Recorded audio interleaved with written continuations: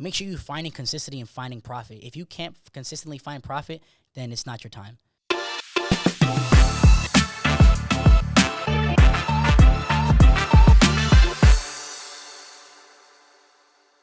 Hey trader, welcome back to Top Tier Interviews. My name is Brittany Hughes, and I've got Angel LeBron here in the studio with us for today's conversation. Before we get into it, though, just a reminder to like this video and subscribe to our channel. Subscribe to our channel so you can always be notified when we are uploading these interviews. We've got a lot in the pipeline and just some things you won't want to miss. So without further ado, Angel, welcome to the interview. Thank you for having me. I'm excited to be here. Miami, 3-hour drive. Last minute. Yeah. Well, we made it. We made it. Back's hurting from the hurricane. It's a horrible decision to drive that car here, but. Well, I'm happy you can make it. I'm happy I can be here. Yeah. I like to start these conversations with giving you your flowers. Now, at the end of the day, these conversations are meant to show the journey of a trader. And at the end of the day, it's really nice to hear and to celebrate your accomplishments. So I want to start there. Do you have anything that you want to share with us, trading related, business related, personal life related, an achievement that you want to share with us? Honestly, the biggest thing for me is, coming from a YouTube standpoint, right? Coming from straight social media, transferring to just being a full-time trader, I think is a big deal, right? Because coming into the space in the beginning, everybody was like, oh, you're a fake-ass trader. You're never going to be a trader. And now the traders y'all look up to me. It's weird. It's crazy, but I think that's kind of my biggest accomplishment, just coming from straight social media to a straight trader. Okay, so before you were trading, you were on social media? Straight YouTube and Instagram. Yeah, I have 1.2 million followers on YouTube. Still do it to this day. Got to run the bag up no matter what. Yeah. And I got a lot of fans on YouTube, and just YouTuber. Okay, cool. How'd you get into that? So I was living in Philly at the time, and I used to watch a YouTuber called Lance210, some white guy. And he had he had an RA, he had a Hurricane, he had a bunch of stuff that that obviously I wanted. And my girl was like, "Yo, you should do that." I'm like, "You think I can do that?" She's like, "You have the personality." And literally that day, she bought me a camera. I didn't buy shit. I was broke. She bought me a camera and old used laptop that froze on me every time I was trying to edit, and that's where it started. What kind of content? Straight dirt bikes. I came from I'm from Philly, so I came from the background of just the streets, riding, being on the block all day, and that's kind of where it all started. And getting chased from the cops, that's how I kind of blew up. And everybody's like, "Holy shit, this little nerd!" 'Cause I had circle glasses at the time, and they were like, "Yo, this nerd is riding dirt bikes, getting chased by the cops, and getting away every time, not getting caught." And that's kind of how the channel blew up. Okay, and how long did it take the channel to blow up? Was it pretty quick? A year and a half. Okay. A year and a half. I went from making 10 cents to roughly $25,000 a month. Wow. On YouTube, yeah. That's insane. So, yeah, I was literally about to go to college. I was going to go to college to be an anesthesiologist. Okay. My mom was like, "Yo, if you're going to go to college, do it right away." I'm like, "Mom, let me give this YouTube thing 1 year." And that's how I started, and it just never went back. And then how were you exposed to trading? Bro, so Lambo Raul, I rode dirt bikes. He's from here, and I like the cars. He liked my dirt bikes, where we rode. So we kind of collabed, and we just chilled and hung out every day. And he was like, "You got to trade." I'm like, "Fuck is trading? That's not my lingo." He was like, "Bro, you should do this, and this." And then, I took a course, and then from there it was just history. Literally, I learned in Miami. Did you? Yeah. And how long would you say that it took you to adopt the skill set and to learn? It took me roughly probably a year and 3 months to really become profitable, to actually make money. I turned 20,000 to 60 something grand in 4 or 5 months. Yeah. Over leveraging the shit out of it, but I did it. And then blew it all in one day. Okay. But that was the year and 3 month mark. And so where does that put us? Now it's 2 years. Now I'm 2 years. You're 2 years in. So but roughly 7 to 8 more months and I'm just profitable all the way around. That's amazing. Trading live every day with my group. Shameless plug. I trade live every day with 400 or 500 people. Okay. And that's what we do. Yeah. What was your biggest challenge? I mean, to most traders, I don't like to put most traders in a box, but the story isn't consistently profitable after your first year. I think so basically, so what are you trying to say? What was the biggest what hurdle? Yeah, what challenges did you face in that short amount of time span? I think the biggest thing for me, and I can say for a lot of traders, is trying to have risk to reward. Yeah. When your stop loss is hit, let it be hit and come back to the market and redo it. I usually try to trade with a 10 to 15 point stop loss. I am a scalper, so I'm usually in and out of the markets. If your trade is, for me, if it's invalid, if you have a 15 point stop, get out and reevaluate. that way, for me, I get to leverage a little bit more of my account. I can have a, tighter stop loss, but, use more money. So that's why I would say it's kind of like when your stop loss hit, let it get hit and reevaluate. In the beginning, I would never do that. I would let my shit run and run and run and blow account after account after account. If I would just listen to my stop loss and reevaluate, I can literally make that back times 10. So that was my biggest thing. And I think for a lot of people, when that stop loss is hit, let it be hit. Keep going. I think that was the biggest hurdle for me. Let it be hit, reevaluate, see where you went wrong, see what happened, and then so when you go to see and the next opportunity presents itself, you're better equipped. Sometimes you're just too early, and it's like that. You see a play like, oh, I'm gonna get it now, and you're just a little too early. Yeah. And if you have that 10 to 15 pip stop loss, you're okay, and you actually take the trade, and your 1-to-1 is 15 pips, you made your money back already. Yeah. Now your 1-to-2 is 30. Now you made your money back plus some. So I think having a tight stop loss and listening to my stop loss was it. It's key. Yeah. You said you're a scalper. When you're looking at how long are you holding trades? It depends. So like I said, my my target 1 is a 1-to-1. So let's say my 15-point stop loss, 15 points is my 1-to-1. 15, target 2 is 1-to-2. Target 3, 1-to-3. Yep. So that's how I do it. So if my 1-to-1 gets hit, I'm going break even. And if it blows through target 1 to target 2, I'm holding. I'm moving my stops. I'm just trailing it. I think the biggest thing for me is to leave the markets with money every time. Don't leave the market. I don't want to be empty-handed. That's stupid. Get in, get out. So if the trade keeps going, I'll hold it as long as I need to. If it runs, I'm just trailing my stops. But if it keeps coming back up to my break-even, I'll just keep reevaluating, take my money, get in, get out, get in, get out. So okay. And when you're looking at the charts, what's your A+ setup? What are you looking for that validates an A+ setup? For me, it's where we trade things level supply and demand and bearish or bullish engulfings. I love those are my key things. So literally just trade supply and demand and price action. That's it. Okay. Yep. What do you think about prop firms in this space? Did you ever, whenever you first started trading, did you start leveraging prop firms? Or yes. Well, obviously, when I first started trading, I sucked. Yeah. So me and Rob, we blew so many prop firms that honestly, it kind of left a bad taste in our mouth from just our standpoint, not a prop firm standpoint. We're just like, if we can't grow our own money with 1,000 to 2,000, what do you think we're going to grow a $100,000 prop firm to $250,000? You're never going to be able to do it. So what we did is we sat back, we reevaluated, and learned how to take 500 to 1,000, then 1,000 to 2,000, then 2,000 to 6,000, and then we're like, okay, now we can do these things. So I think leveraging prop firms are amazing as long as you have the skill set. You got to be able to turn that 1,000 to 2, and that 2 to 4, 4 to 8. If you can't do that with your regular money, leave the prop firms alone. You're just going to blow your money, and you're never going to be profitable. Yeah, I had a conversation just the other day with Charlene, and she was saying the same exact thing. She's like, if you focus on your live account, you focus on, let's say, 30, 60, 90 days, what you're able to do that, and then transferring that skill, which is the same skill, over to a prop firm environment, then you have the skill set. You know that you can stay within the certain parameters. What do you think of prop firm parameters? I think they're perfect. I love everything about them. They make you a perfect trader. I mean, there's no perfect trader, right? But they make you a great trader. Yeah. You have to follow rules. If you can't follow rules, once again, on your live account, you're never gonna follow them on a fake account. When they give you $100,000, when they give you $100,000, you're like, this ain't my money. I'll just buy another $500 account, and you're just gonna keep blowing your money. So I think the rules are perfect. Yeah. They are for traders. You need to be a trader to pass a funded account. Did you find that from trading live to trading prop firms that your trading improved because of the parameters set in place? 100%. So prop firms is what helped me with my stop losses, like legit. So it's like I would over leverage a prop firm every time because I didn't know what I was doing. So I would over leverage. So in 20 pips I blow an account. I'm like, how? Like, what is this going on? So just understanding that that 10 pip, that 15 pip stop loss is it. So I learned that from prop firms.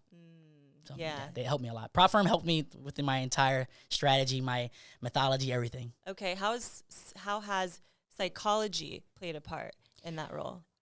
So with prop firms or just in general? Both. So psychology is everything. Obviously, you hear everybody say, every trader, 80% psychology, 20% trading, but it's real shit. Like that's the biggest thing. If you can't manage your positions, understand how to hold them or get out, then you're just fucked all the way around. So I think psychology is the biggest thing. And, once again, with the prop firms, they help you with that because you have them rules. So, what's your, if you don't mind sharing your biggest, I don't want to say trading day, but like your most memorable trade that you've taken? So I can tell you a loss and a win. Let's do both of them. Yeah. So my biggest trading loss, Rob, what was it? 60,000? $68,000 I lost. And I'm going to tell you that first. My guys, they know I lost my money. And, I'm over at the house mowing the fucking lawn. I don't mow the lawn. First of all, I hire everybody for everything, right? I have the lawnmowers, I have the gardeners, I have everything. Yeah. So when the guys come over, they see me mowing my lawn. They're like, yo, Randy came over. He's like, something's fucking wrong, bro. This guy's mowing his lawn. And they come over, and I'm just laying on the couch like, bro, like I just blew 60 grand. So I think that was the most horrific time I've had in my life. And, when you blow that money, you feel numb. Because for me, it was like still in the beginning of my career. Like I said, a year and a half in, you're just like, yo, like I blew all this fucking money in one day. So I felt real numb. And then my biggest trading. What led to that? Over leveraging and just keep going. Like, I'm gonna get it back. I'm gonna get it back. So psychology wasn't on point 100%. I was like, I'm gonna get it back. Literally, I think I was trading GJ. And it was just falling and falling. I'm gonna get the bounce. And it just kept melting and melting and melting. But we learned. I learned at least. 80,000 I learned. And then my biggest win, I would say a week. I made 100K in 1 week, which was fucking phenomenal. Rob bought me a cake. He's like, yo, we did it. Like, you did it, nigga. Yeah. Okay. And then I bought my Lambo, my Urus right after that. So nice. That was kind of my biggest accomplishment with trading. And where was that in your journey? Like, was it after 6 months, 8 months, after a year? After a year. 1 year. It was like this was recent. This was like 3 months ago. Okay. 4 months ago. Yeah, this is fucking crazy. Yeah, this is crazy. So my journey's elevated really fast, but I'm the person, like, when I want to do it, I do it. Like, when I first started trading, Rob was like, you're quitting YouTube? I'm like, I'm quitting this shit, bro. I'm quitting YouTube. I'm not going to have no other source of income. Obviously, I had a savings. Of course. I'm not going to have no other source of income. I'm going to do it. And he was like, yo, if you do it, I'm going to do it too. And that's when we knew it was serious. Like, I'm going to fucking figure it out. Yeah. And then, obviously, just reward yourself for it. Has there I'm just out of curiosity, the skill set that is required to build and sustain a YouTube channel, to be consistently uploading, to be consistently filming, are there any character traits that you've transferred from that into trading? Everything. Okay. Everything. Even from social media, like how we grew our platform to 105,000 followers in the year and a half, how we, upload every day on Instagram, how we post live every day, how we go live every day, and just kind of hold ourselves to a certain standard when it comes to social media. Mm-hmm. So YouTube definitely put that to me. Like, I was like, yo, I got to do this. If I'm going to do this, I'm going to do it the right way. Mm-hmm. And I did social media the right way. I'm going to do trading the right way as well. So literally everything I've ever learned with YouTube, I just implemented with trading. Yeah, I find that the transferable skills from trading into our personal life, into maybe other entrepreneurial endeavors that we've dove into, they're all transferable, right? Developing the skill set of being disciplined, of being focused, of being determined, of being relentless. All of these things play such an integral role in really any part. Literally, trading's taught me to be calm. Okay. Like, because like before I'd be all hype, like I would, let's just say I would overreact for a situation. Like, just say something's happened, I would overreact, like blow up. Trading's like, you just gotta relax, bro. You just gotta let this shit play out. Like, if your stop loss is getting hit, once again, reevaluate. If you're winning, good. You should be winning. Yeah. And it's just, you got to stay calm and just go through all the emotions. Just keep it bottled up until the end. When it's done, then we can go crazy. Yeah. So that kind of helped me in real life. Like, okay, when we go through a situation, just relax. Look back, see what's going on, evaluate with this whole situation. Because and like I said, if you're hot headed, something happens, you go to jail. Yeah. So with trading, you're like, yo, you can't do that. You got to just relax and just take it one step at a time, one pip at a time. Yeah, see it for what it is. Yes, exactly. Yeah. You have a community of people that you mentor? Yes. Okay. So we have a Discord, MPZ Trading. We have over, I think it was like 12,000 members. Over 12,000 members. Oh, wow. 600 active members, so that people that are paying the subscription, which is cool. And in there, you get 4 live trading sessions. Okay. So a lot of these communities, they trade once. Maybe Monday, Wednesday, and Friday. We trade every day live. And we have 4 people trading. We have me. We have my gold members who trade gold. We have my boy Rob who trades pre-market NAS. And we have my boy Randy who trades GJ. And we're hitting every fucking day on these sessions. Yeah. Like, we're trading. So you get, how many, Rob? You said 16 trading sessions? 17 trading sessions a week. In a week. Yeah. That's what we're doing. And we're profitable, all of them. Like, if we're losing, like I said, 15, 12 points. The next day, 50 pips. 50 pip gain, 60 pip gain. So if you know how to manage your risk, you can trade that much. But obviously, I don't trade that much. We have different people who trade that much. So, like, me, I like to trade once a day, get in, get out, and I'm done. I don't even look at the charts. Okay. Yeah. I mean, people are going to be tuning into this interview, and either they are about to purchase a challenge because they've maybe it's the first time they've discovered prop firms, or maybe they've blown accounts in the past and like they're purchasing their next one to try to pass it. Yes. What piece of advice would you give to those people who are at that point looking to purchase another challenge, maybe after having failures in the past? I would say make sure you're profitable. Even if it's on a demo account, whether it's your $100 account, whether it's your $200 account, make sure you're finding consistency and finding profit. If you can't consistently find profit, then it's not your time. I think that's kind of my biggest thing. So my advice would just find the right mentor, find the right people to trade with, and surround yourself around the right community. I think that's kind of the biggest thing. If I had the right community for me growing, I feel like I would have did it in 6 months instead of 2 years. So just finding your mentor, finding your community, and finding your balance in life is going to be the biggest thing. Yeah, it's an exposure. Yes. Exposure to people who 100%. who know more than you, who are in a position to teach you, and then just becoming a sponge and absorbing. And don't be a scary student, bro. Be the student. Be the person who asks all the questions, because those are the people that are going to be the most profitable. So that's what I ask every question I can. Like, yo, why is this? What is this? How? What are we doing here? What's this happening? If you don't ask that, bro, you're leaving them gems on the table, and you got to take every gem you can. Yeah. Did you see yourself teaching? No. Honestly, I'm not going to say I don't like it, but it takes so much time. And, when we do these events that are 5 days and you're there for like 5-6 hours, it's just so exhausting. And, from me being on a computer, I'm just trading. I'm literally clicking buttons, making money, which is phenomenal.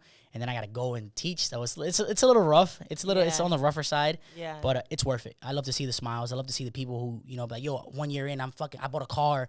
We have people who quit their jobs and bought cars. They used to work grocery stores. I have a fellow YouTuber. His name's Lee, who used to work, used to do YouTube as well. Now he's a full-time trader.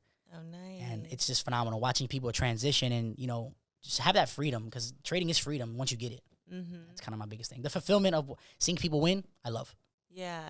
I guess I got no choice but to teach. So if I love to see that, then I got no choice. Yeah, no, exactly. And it's one of those things too, where you've only been trading for a year and a half. To be able to teach requires you to know your shit. 100%. Right? It's like it's an invitation for you to level up. Yep. Because at the end of the day, you actually know that you know something when you're able to teach that to someone else, and then have them see success. Yeah. I mean, like, if you put your mind to it, you do anything in a year. Yeah. You do anything. You could learn bro. I learned a skill set in 6 months. Now, mastering the skill set, well, quote unquote master, because you never really master it, but getting good at the skill set is a different thing. Like, I tell my people, I keep watching more videos. You don't need to watch more videos. Once you go through a solid course from A to Z and you understand that, bro, now it's just chart time. Putting in. Time. If you don't put the time in, you're never going to be good. It's like being a basketball player. You're really going to make it to the NBA if you only practice once? Never. So what, you think you're going to buy a Lambo from trading twice? No. It's chart time. Chart time and losing. When you lose, you learn. If you're not losing, then something's wrong. You know, you got to lose so you can learn. Like, damn, okay, lessons. And that's what's going to make you get to the next level. Yeah. Whenever you first initially were exposed to trading and you're like, okay, this is, I see it. I think this is something I could do. What was your vision for your trading then? Lambo Raul. Okay. Like, he was the top, right? He was the one with the SVJ. He's the one with all the Lambos. $100,000 days. I'm like, that's what I want. Now it's just time to chart time, and get it down, because anything is there. You just need to have the account size. Yeah. You risk 10% of the account. If it's $100,000, then you're lit. You know what I mean? But you got to have that right account size and just have the right mindset and the skill set. So I wanted to be at the top when I first started, but obviously I got to climb my way up. Yeah. Well, I mean, now you're at the point where you just recently celebrated a 100K week. Yes. Which is really exciting. Amazing. Yep. Yeah. Has your vision changed for yourself as you've grown and as you've accumulated more of these things? No, I've still been the same. Rob and I were opening up our, third business together.